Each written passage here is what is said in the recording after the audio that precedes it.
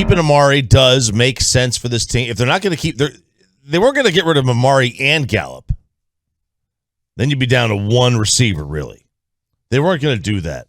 This team is built on offense. They need to be built, they need to continue down the road they've been trying to go with. Give Dak more time. Like I think Aikman said yesterday on the broadcast, a rare point that you'll like from Troy. You're only as good as your third receiver. I think someone quoted him, Warren Sharp quoted him as saying that. Well, that's something you believe in. I do believe in that. It's just like on defense. Your defense is only as good as its weakest link because they will just pick on it. And these defenses that have no weak links, because they're able to stay consistent and they're able to be relatively healthy and not have a bad spot there. Just, they don't have any drop off on one person. Typically better. The Cowboys have an interesting decision to make at the wide receiver position this year, this offseason. Obviously, it looks like the Amari's thing is going to stay. And now what do they do with Michael? Do they get to sign him for cheap because of the injury? 1-year deal maybe for Michael Gallup? Franchise him? Whatever. If they trade or release Amari prior to June 1st, they'd save $16 million against the cap, swallow $6 million in dead money. If he was a post-June 1 designation, it would free up $20 million, leaving behind just $2 million in dead money. But, if you're going to designate him post-June 1, that means you're just planning for the following year with cap space. You're trying to get some rollover there because nobody will be available post June 1. I don't know what kind of sense it makes to cut him unless you're trying to get everybody else re-signed. Unless you're trying to give Gallup a long-term deal, Gregory a long-term deal, stuff like that. You cut him if you think that he's overhyped and he's not giving you near the production that you expected when you gave him the money. That's fair, but what are you going to replace him with? You have to if you replace him. What if your wideouts next year are Lamb, Gallup, and Wilson? Well, Wilson's a free agent too, right? But how would you feel about that group of receivers? See, I'm disappointed with CeeDee Lamb. I haven't talked about this as much on the show.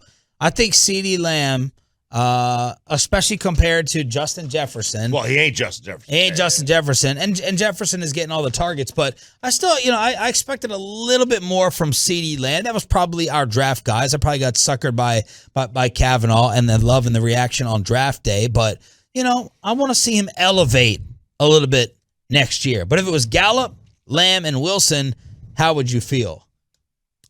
Is Schultz retained as well? Because he's a free agent too. Sure. Look, it's definitely a drop off. Oh yeah, I'm for keeping Amari. Yeah, and you got to decide if you're the Cowboys. Are we blaming Amari? Are we blaming the coaches, or are we blaming Dak? Yep. Whose fault? It sounds like Jerry Jones is not blaming Amari Cooper. When Jerry Jones comes on and says everyone else schemes, guys, this guy should be taking all the coverage. So when he travels half the field, other teams get their guys open. That's not an Amari problem. That to me, that's a coaching and a Dak issue. Amari's basically the only thing Amari can control is two things. One, run the route, basically get open, win the route. He can't even control getting open. He just has to win the route, and then he has to catch the ball. He can't control if it's thrown to him. He cannot control how the defense plays him. All he can control is, does he win the route or not, and does he catch the ball when it's thrown to him? Other than that, I can't put blame on Amari Cooper. The blame would fall on Dak Prescott for not throwing him the ball when he is open. And, I have to go check the separation numbers that Amari gets over the years, but, and Kellen Moore scheming these guys in the right spot. So Kellen was asked, Jerry was asked, about Kellen, and Jerry said, I expect him to come back, but they asked Jerry about the perception that McCarthy is like two hands off with the offense. Like, do you want McCarthy to help out a little bit more with the offense next year if they're both still together? No question that we're going to attempt hard and use everything that Mike has got in his background experience to help us on every part of this football team. And obviously, we didn't get past the first round, and we need to address a lot of areas, and we will. But there are a lot of areas we did some good things in, and we can do some work in those areas too.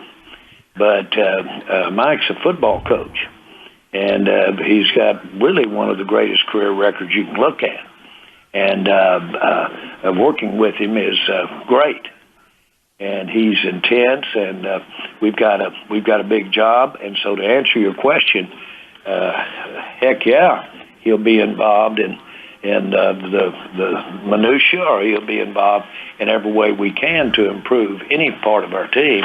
And I say that deliberately because he is the head coach, and that's what he do. That's what he do. One thing on Amari, I went and looked. His average separation is 2.5 yards at the time of the throw. Devontae Adams is 2.9. He's tied with DK Metcalf at 2.5. You know, Julio Jones is 2.4. Michael Gallup's 2.4. Jamar Chase is 2.3. That says he's getting open. He's getting open. And Amari's average targeted air yards is over 11. Devontae Adams is 9, which means they're throwing shorter to Devontae. Some of that, though, is maybe it's a little colder in Green Bay in the winter. Well, it is definitely colder, but maybe that plays into it. Yeah. West Coast offense. Throw it shorter, different kind of offensive schemes. And throwing shorter, keeps guys involved easier. It keeps you involved, but also, allows you to get some yak. We love the yak. All right, so look, Cowboy lessons to take while you're watching the games yesterday. And since we're talking about Amari and getting him the ball, Tolos on the Autoflex Team fan text saying, targets. This team has a problem with targets and their best players. So let's go look at the targets from yesterday. Kelsey was targeted 11 times, 10 catches, 95 yards. Tyreek was targeted 11 times, 7 for 78. Got both of them double-digit amount of targets. That doesn't always happen around here. Jamar Chase, stud, 9 targets, 6 catches, 54 yards. T. Higgins had himself a day as their number 2. Higgins had 6 for 103 on 10 targets. What about the guy who's in the MVP conversation? You think that San Fran knew that the Rams wanted to get Cooper Kupp the football? You think that was in the game plan? I think it might have been. He was targeted 14 times. And he had, wait a second, I'm sorry. Yeah, it was 14 targets, 11 for 142. Michael Parsons yesterday tweeting, Cooper Kupp has been the best player in the NFL, and it hasn't been close. No, he might very well might be. Odell, the number 2. Sorry, Troy, go ahead. No, that's all I was saying. And real quick, sorry. Kupp's been great for years. His issue's always been health. And if you watch the Rams offense over the years that he has been there, when he was there, their offense clicked. When he wasn't there, their offense went stagnant. And they're missing Robert Woods this year, too. Aikman's favorite. Odell, 11 targets, 9 for 113 on the day. As for San Fran, and what did Debo have? Debo had 7 targets, 4 catches, 72 yards. 50 were on that one play. 45 on the screen. And then Kittle, 5 targets, 2 for 27. So everyone, except for basically San Francisco, got their main guys involved. So that's a Cowboy lesson to look at. Yeah, it is. And in the case of Kansas City, they've got multiple top receivers. Like us.